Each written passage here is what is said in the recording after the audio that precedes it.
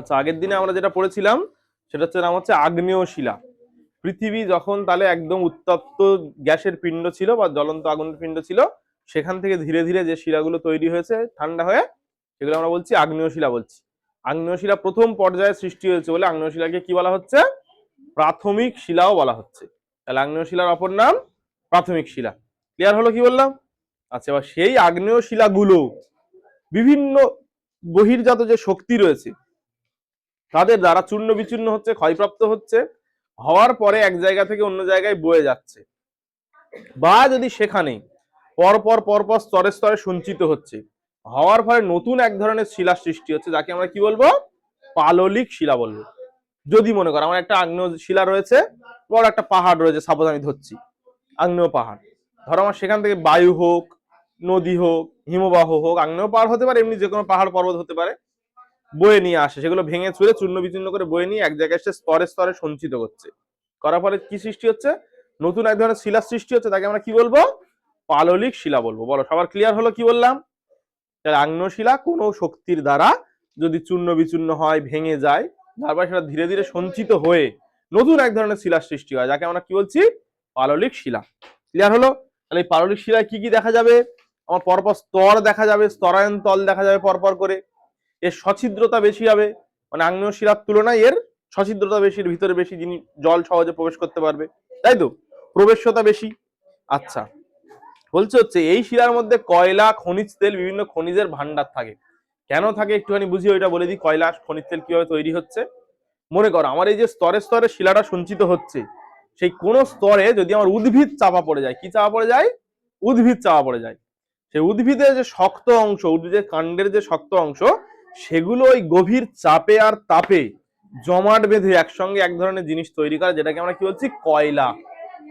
এলাম আমার পাললিক শিলা স্তরের মধ্যে যদি উদ্ভিদ চাপা পড়ে যায়, মনে করো একটা বিশাল বড় ভূয়ালোড়ন হচ্ছে, ভূমিকম্প কিছু হচ্ছে, উদ্ভিদ আমার মাটির তলায় পড়ে গেল, তার উপর আরো শিলা সঞ্চিত হয়ে স্তরে স্তরে চাপ প্রেসারে থাকছে। চাপে আর তাপে নিচের দিকে যত যাবো তাপ বেশি, তো প্রথম চ্যাপ্টারে পড়েছিলাম তো, প্রতি 33 মিটার গভীরতায় 1 ডিগ্রি সেলসিয়াস করে উষ্ণতা বাড়ে, আর চাপও নিচের দিকে ভীষণ ভাবে বেড়ে যাচ্ছে। আর এই চাপে আর তাপে উদ্ভিদের যে সার অংশগুলো, সেগুলো ধীরে ধীরে কিসে পরিণত হচ্ছে? কয়লা। কয়লা সবাই জানো তো? তাহলে কয়লা এক ধরনের কি ধরনের সম্পদ? গচ্ছিত সম্পদ, ক্ষয়িষ্ণু সম্পদ, ধীরে ধীরে শেষ হয়ে যাবে, খনিজ সম্পদ এক ধরনের। তাই এইভাবে কয়লা তৈরি হচ্ছে। এটা ঘটেছিল আনুমানিক 30 থেকে 35 কোটি বছর আগে, এই কয়লা উৎপাদনের যত স্তর হয়েছিল। এবার কয়লা অনেকগুলো বিভাগ রয়েছে, তোমার 9-এ উঠে পড়বে, সেটা তোমার বিটুমিনাস কয়লা রয়েছে, পিট কয়লা রয়েছে, অনেকগুলো কয়লা রয়েছে তোমাদের। ক্লিয়ার হলো? সেগুলো আমরা পরে জানবো, যখন কয়লা পড়বো তখন জানবো আমরা। এইবার আমাদের কি হয়েছে, আনুমানিক প্রায় 7 থেকে 10 কোটি বছর আগে জীব দেহের বিভিন্ন প্রাণী দেহ ভূয়ালোড়নের ফলে এরকম শিলার তলায় চাপা পড়ে গেছে। প্রাণী দেহের যে রসালো অংশগুলো, রস, কোনো প্রাণী পচে গেলে দেখবে রস বেরোয় না একটা, ভালো করে দেখবে গরু ছাগল যেখানে ফেলে রাখবে আর রস মতো বেরিয়ে তেল তেল মতো ভাব থাকে, ওইগুলো ওই ভূপৃষ্ঠের তাপে আর ভূ অভ্যন্তরের তাপে আর চাপে এক জায়গায় জমাট বেঁধেছে, বেঁধে নতুন একটা জিনিস তৈরি হয়েছে, যার নাম হচ্ছে খনিজ তেল বা পেট্রোলিয়াম বলা হয় যেটাকে। সেটাকে কি বলছি আমরা? খনিজ তেল। তাহলে কি হয়েছে ভালো করে বোঝো সবাই। খনিজ তেল আর কয়লা কোন শিলাস্তরে পাওয়া যায়? সব পাললিক শিলাস্তরে পাওয়া যায়। 30 থেকে 35 কোটি বছর আগে যখন উদ্ভিদ দেহের অংশগুলো মাটির তলায় চাপা পড়লো ভূগর্ভের চাপে তাপে, সেগুলো কিসে পরিণত হয়েছে? কয়লায়। আর প্রাণী দেহের যে তরল অংশগুলো, সেগুলো 7 থেকে 10 কোটি বছর আগে যখন ভূয়ারণের ফলে মাটির তলায় চাপা পড়েছে, স্তরে স্তরে সঞ্চিত হয়েছে, তখন সেটা হয়ে গেছে খনিজ তেল। এইবারে এখানে একটা কনসেপ্ট আছে, যেটা দেখো, এই খনিজ তেল কি সব জায়গায় সঞ্চিত রয়েছে? আমাদের এই যে পাললিক শিলাস্তর, পাললিক শিলায় প্রবেশতা বেশি তো, এক্ষুনি বললাম তো, কোনো কিছু সহজে নিচের দিকে প্রবেশ করতে পারে তো। তাহলে এর তলায় বিভিন্ন ছোট ছোট স্তরে, মনে করো হচ্ছে আমার একটা বড় জায়গা রয়েছে, তাহলে আমার এই যে পাললিক শিলাস্তর, এটা প্রথম কি বললাম আমি? স্তরে স্তরে সঞ্চিত থাকে। এর মধ্যে মনে করো আমার পাললিক শিলাস্তর আছে এরকম, দেখো এই ধরো একটা আমার শিলা মোটামুটি কোথাও থেকে আমি একটা কেটে নিলাম, তাহলে স্তরে স্তরে সঞ্চিত হচ্ছে। ধরো এই স্তরটা যদি এরকম পুরোপুরি হুবহু থাকে না, আমি ছবি বোঝানোর ক্ষেত্রে তোমাদের বলছি, এই একটা মনে করো পাললিক শিলা স্তর, এর মধ্যে দেখা যাচ্ছে কোনো একটা এরকম একটা ছোট স্তর আছে, ঠিক আছে? আচ্ছা, এই একটা ফের পাললিক শিলা স্তর এইটুকু, ঠিক আছে? আরেকটা ছোট একটা কোনো স্তর আছে, এরকম পাললিক শিলা স্তরটা স্তরে স্তরে স্তরে স্তরে ধাপে ধাপে সঞ্চিত হচ্ছে। তাহলে যদি আমার 30 থেকে 35 কোটি বছর আগে যদি হয়, যদি, তাহলে কি হবে? সেই স্তরটা নিচের দিকে থাকবে তো, যত আগে হয়েছে সেটা আস্তে আস্তে আরো নিচে চলে যাবে। তাহলে সেই অংশে যেগুলো আছে সেগুলো হচ্ছে কি উদ্ভিদ দেহের অংশগুলো জমে কি হয়ে রয়েছে, কয়লা হয়ে রয়েছে। আরেকটু উপরের অংশে মানে 7 থেকে 10 কোটি বছর আগে যেহেতু হচ্ছে, সেইখানে বিভিন্ন স্তরে আমার এরকম একটা স্তরে মনে করো এইটুকু জায়গা জুড়ে একটা ওই আমার প্রাণী দেহের অংশ সব এক জায়গায় একদম গিয়ে জমাট বেঁধে রয়েছে, সেটা কি হিসেবে রয়েছে, খনিজ তেল। বুঝতে পারছো, খনিজ তেল হিসেবে রয়েছে।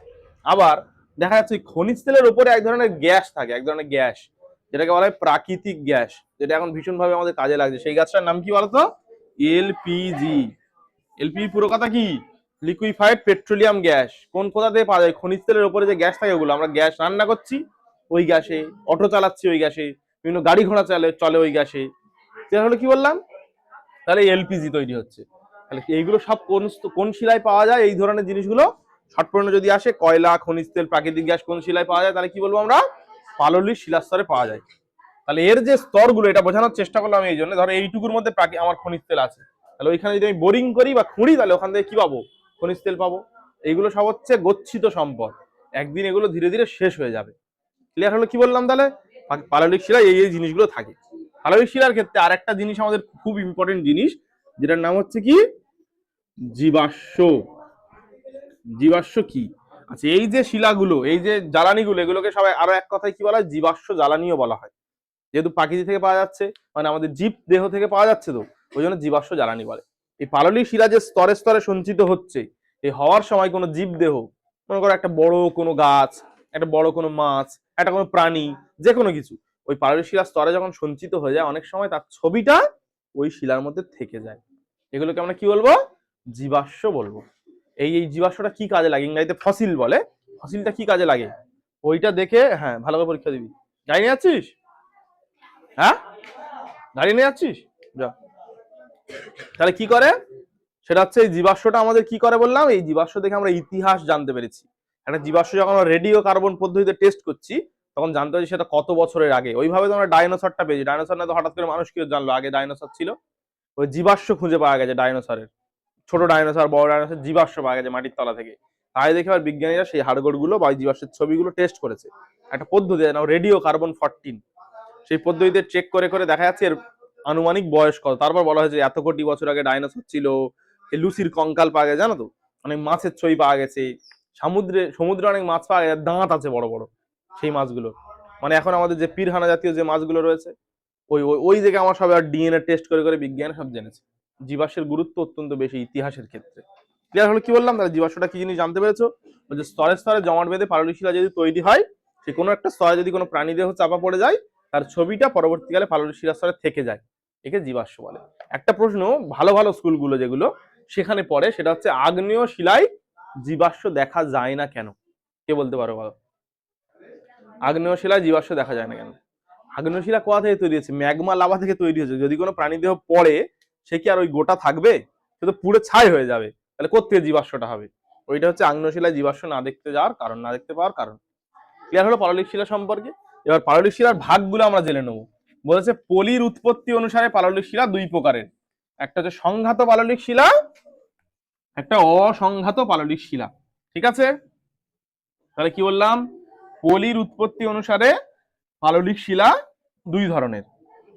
এই যে পলি কথাটা বললাম, পলিটা থেকে পাললিকটা এসেছে, কিন্তু পলি মানে কোনো উচ্চভূমির ভাঙাচোরা অংশ, টুকরো গুঁড়ো গুঁড়ো অংশ, সেগুলোকে পলি বলে। ক্লিয়ার হলো কি বললাম, এই পলির উৎপত্তি অনুসারে দুই ধরনের, একটা হচ্ছে সংঘাত, একটা হচ্ছে অসংঘাত পাললিক শিলা। সংঘাতটা কি জিনিস, প্রাচীন যে শিলা আগ্নেয় শিলা, সেটা চূর্ণ বিচূর্ণ হয়ে কোন স্থানে সঞ্চিত হয়ে যে শিলার সৃষ্টি হবে, সেটাকে আমরা বলবো সংঘাত পাললিক শিলা। বুঝতে পেরেছো সবাই কি বললাম, প্রাচীন শিলা চূর্ণ বিচূর্ণ হয়ে যদি একই রকম ভাবে, তার কোনো রাসায়নিক পরিবর্তন হবে না, মানে একটা শিলা থেকে আরেকটা চেঞ্জ হয়ে যাবে না, যেমন সেই চূর্ণ বিচূর্ণ হয়ে শুধু যা সঞ্চিত হয়ে হয়ে যে শিলার সৃষ্টি হবে, সেটাকে আমরা কি বলবো, সংঘাত পাললিক শিলা। ক্লিয়ার হলো, সংঘাত পাললিক শিলার উদাহরণ হচ্ছে কি, কংগ্লোমারেট আর ব্রেক্সিয়া। ঠিক আছে, অসংঘাত পাললিক শিলাটা কি, রাসায়নিক উপায় একটা শিলা ছিল, ওই চূর্ণ বিচূর্ণ হওয়ার দরুন একটা তার রাসায়নিক চেঞ্জ হয়ে গেছে, একটা শিলা থেকে অন্য শিলায় পরিণত হয়ে গেছে, কিছুটা রাসায়নিক চেঞ্জ হয়েছে, হওয়ার পরে যে পাললিক শিলা সৃষ্টি হবে সেটাকে আমরা কি বলবো, অসংঘাত পাললিক শিলা। এর উদাহরণ হচ্ছে চুনা পাথর আর লবণ শিলা, লবণ তৈরি হচ্ছে। ঠিক আছে, হয়ে গেল। যান্ত্রিক উপায়ে পাললিক শিলা তিন প্রকারের আছে, একটা হচ্ছে কাদা পাথর, বেলে পাথর আর কংগ্লোমারেট। কি বললাম, কাদা পাথর, বেলে পাথর, কংগ্লোমারেট। এদের মধ্যে সবচেয়ে যেটা ধুলো ধুলো কণা, মানে যারা মিহি দানাযুক্ত, সেটা হচ্ছে আমাদের কাদা পাথর। কাদা তো কাদায় কি মানে যেটা তুমি একটা জিনিস দেখবে, যে মাটির ধুলো যত বেশি, মানে গুঁড়ো গুঁড়ো কণা, তাই সেই মাটিতে তত কি হবে, কাদা হবে। এঁটেল মাটি তো, এঁটেল মাটির জল ধারণ ক্ষমতা কি বেশি তো, তাই তো, ধুলো ধুলো বেশি থাকে। বালি মাটির দানাগুলো বড় বড়, ওই জন্য জল গলে গলে পালায় তোর মধ্যে থেকে। বালি মাটিতে জল দাঁড়াতে যায় না, ভালো করে ভেবে দেখো, সব রিলেটেড জিনিস। ঠিক তেমনই তাহলে কাদা পাথরের দানা কি হবে, সবচেয়ে ছোট ছোট হবে, তারপর বেলে পাথর, আর তারপর হবে হচ্ছে আমাদের কংগ্লোমারেট। ক্লিয়ার হলো সবার? এই প্রশ্নটা অনেক বইতে আছে, তোমরা দেখবে প্রশ্নবিচিত্রার পেজে, যে কোন ধরনের পাললিক শিলার দানা মিহি হয় বা সূক্ষ্ম সূক্ষ্ম হয়, তাহলে আমরা কি বলবো, কাদা পাথরের দানা হচ্ছে মিহি হয়। কালা পাথর, বেলে পাথর, আর হচ্ছে তোমার কংগ্লোমারেটের তিনটে এখানে দেওয়া রয়েছে, ওটা তোমরা একটুখানি দেখে নেবে সবাই। নিলে আমাদের শেষ হয়ে যাবে হচ্ছে পাললিক শিলাটা। পরের দিনে রূপান্তরিত শিলা আর শিলার যে খনিজগুলো আছে ওইটা আলোচনা করলে আমাদের শেষ। বেশিক্ষণ টানছি না, কারণ হচ্ছে আমাদের প্রশ্ন লেখাতে হবে, ফের কেউ পড়া করছো না তোমরা। যেটা করবে তোমরা সেটা হচ্ছে পরের দিনে যার যার পড়া হবে না, লাস্ট একবার বলে দিচ্ছি আমি, তাদের সবার খাতা চেক করব আমি। আর খাতা চেক করার ক্ষেত্রে যে কোনো খাতা, বাংলা, অঙ্ক, ইতিহাস, ভূগোল, যে কোনো খাতা আমি চেক করার ক্ষেত্রে তুমি করনি আর বাড়ি রেখে আসা সমান। আমাদের সেন্টারে এটা প্রথম থেকে আমি বলে বলে আসছি। মানে কেউ যদি করেনি আর কেউ একজন বাড়ি রেখে এসছে, আমার কাছে দুজন সমান। যে বাড়ি রেখে এসছে তার মানে আমি ধরে নেবো সে করেনি, বাড়ি রেখে আসলে ওটা বেকার, আমার কোনো কাজে লাগবে না ওটা।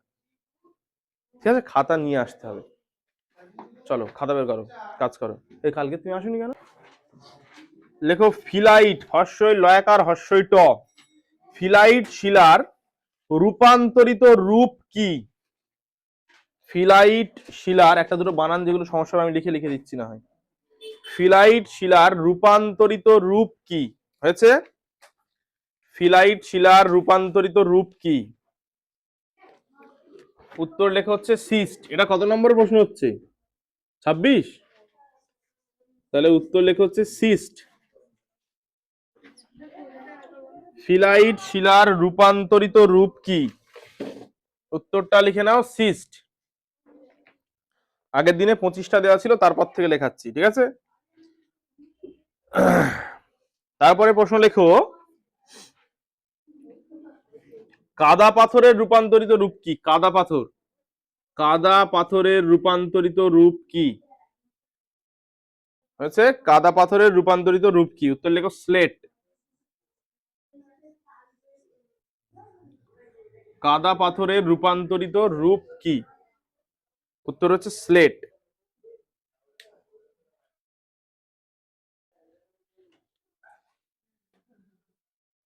আচ্ছা, হাত চালিয়ে একটুখানি লিখবে, কাদা পাথরের রূপান্তরিত রূপ কি? স্লেট। আমি শুধু উত্তরগুলো এখানে লিখে দিচ্ছি। তারপর লেখো, কোন মালভূমি ডেকান ট্রাপ নামে পরিচিত? কোন মালভূমি ডেকান ট্রাপ নামে পরিচিত? ডেকান ট্রাপ বানানটা আমি এখানে লিখে দিলাম, যার যার সমস্যা আছে লিখে নাও। তাহলে কোন মালভূমি ডেকান ট্রাপ নামে পরিচিত? কোন মালভূমি ডেকান ট্রাপ নামে পরিচিত? উত্তরটা হবে দাক্ষিণাত্য মালভূমি। ভারতের যে দাক্ষিণাত্য মালভূমি রয়েছে সেটা হচ্ছে লাভা গঠিত মালভূমি, ধাপ ধাপ হয়ে আছে বলে ওকে ডেকান ট্রাপ বলা হয়। হয়েছে, দাক্ষিণাত্য মালভূমি। কোন মালভূমি ডেকান ট্রাপ নামে পরিচিত? উত্তরটা হবে দাক্ষিণাত্য মালভূমি। আচ্ছা, দেখো, একটি একটি একটি হয়েছে, তারপর লেখো একটি মাত্র, একটি মাত্র মৌলিক উপাদানে, একটি মাত্র মৌলিক উপাদানে গঠিত খনিজের নাম লেখো। একটি মাত্র মৌলিক উপাদানে গঠিত খনিজের নাম লেখো। শুধুমাত্র একটা উপাদান থাকে ওর মধ্যে, ঠিক আছে? একটি মাত্র মৌলিক উপাদানে গঠিত খনিজের নাম লেখো। উত্তরটা লিখে নাও, সোনা। সোনা মানে সত্যি সত্যি যে সোনাগুলো গহনা হয় ওই সোনা। তোমরা যেগুলো মানুষের সোনা বলো ওই সোনা না, ওটা আলাদা জিনিস। ও সোনাটা বেকার, জীবন নষ্ট করে দেবে আর তোমার।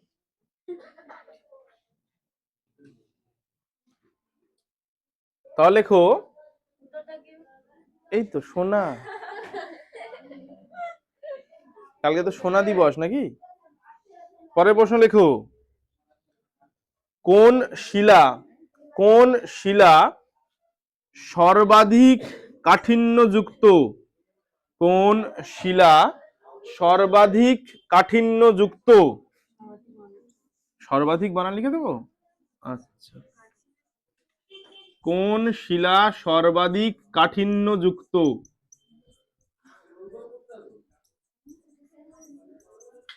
হয়েছে, কোন শিলা সর্বাধিক কাঠিন্যযুক্ত? কোন শিলা গো? তিনটে শিলার মধ্যে আগ্নেয় শিলা। ঠিক আছে, কোন শিলা? তারপরের প্রশ্ন লেখো,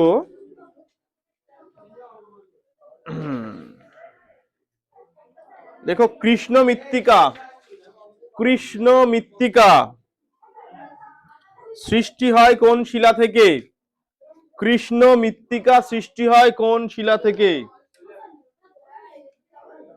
হয়েছে, কৃষ্ণ মৃত্তিকা সৃষ্টি হয় কোন শিলা থেকে? কৃষ্ণ মৃত্তিকা সৃষ্টি হয় কোন শিলা থেকে? হলো উত্তর লেখো ব্যাসল্ট শিলা, ব্যাসল্ট, ব্যাসল্ট শিলা। কৃষ্ণ মৃত্তিকা সৃষ্টি হয় কোন শিলা থেকে? উত্তরটা লিখে নাও, ব্যাসল্ট শিলা। হয়েছে।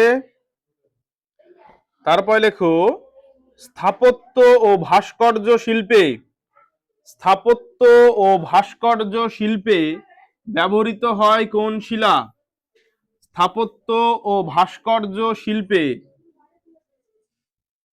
স্থাপত্য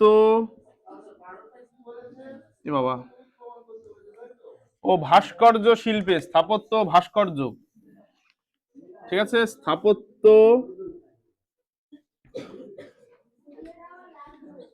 ও ভাস্কর্য শিল্পে ব্যবহৃত হয় কোন শিলা? উত্তর লিখে, হ্যাঁ রূপান্তরিত শিলা অবশ্যই, তার মধ্যে উল্লেখযোগ্য মার্বেল। মার্বেল ব্যবহার হয় না সব জায়গায়? মার্বেলের ঘর করছে, মার্বেলের মন্দির তৈরি হচ্ছে, মসজিদ তৈরি হচ্ছে। স্থাপত্য ভাস্কর্য শিল্পে ব্যবহৃত হয় কোন শিলা? উত্তর লিখে নাও, মার্বেল। আচ্ছা, তারপরে লেখো কোন গুহায় স্ট্যালাকটাইট দেখা যায়? কোন গুহায় স্ট্যালাকটাইট দেখা যায়? এটা আমি বুঝিয়ে দিচ্ছি, স্ট্যালাকটাইটটা কি জিনিস বুঝিয়ে দিচ্ছি। স্ট্যালাকটাইট, জফলা দিয়ে দাও ভালো হবে, এটা জফলা। স্ট্যালাকটাইট কোন শিলায় স্ট্যালাকটাইট দেখা যায়? স্ট্যালাকটাইট কোন শিলায় স্ট্যালাকটাইট দেখা যায়? আচ্ছা বলে দিচ্ছি, চুনা পাথর। হ্যাঁ, চুনা পাথরের গুহায়, হ্যাঁ উত্তর লিখে দেবে, চুনা পাথরের গুহায়, চুনা পাথরের গুহায়। আমি গিয়েছিলাম, দেখেছি এটা স্ট্যালাকটাইট স্ট্যালাগমাইট কি জিনিস। একটি মৌলিক খনিজের নাম লেখো, একটি মৌলিক খনিজের নাম লেখো। হয়েছে, একটি মৌলিক খনিজের নাম লেখো। উত্তরটা লিখে নাও, হিরে। হিরে হচ্ছে একটি মৌলিক খনিজ।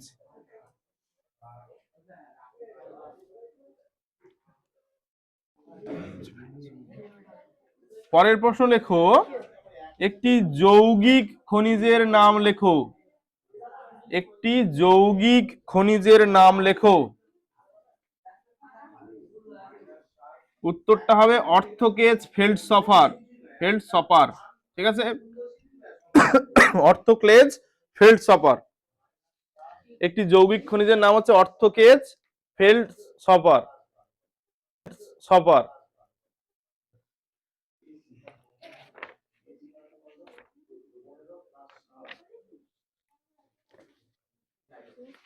হয়েছে, অর্থোক্লেজ ফেল্ডসফার। আচ্ছা,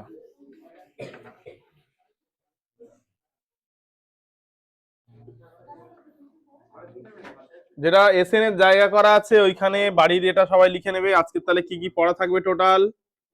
প্রথম হচ্ছে টেক্সট বইয়ের থাকবে তোমাদের হচ্ছে, ওটার নাম কি আজকের, পাললিক শিলা। পাললিক শিলার অংশটুকু ওর মধ্যে থেকে আমি প্রশ্ন ধরবো কিন্তু, হ্যাঁ পাললিক শিলা থাকবে। আচ্ছা, আর যেটা তোমাদের থাকবে সেটা হচ্ছে তোমার আগের চ্যাপ্টারের নাম কি ছিল গো? পৃথিবী, তাই তো? অস্থিত পৃথিবীটা সবাই শর্ট নোটস তৈরি করে আনবে।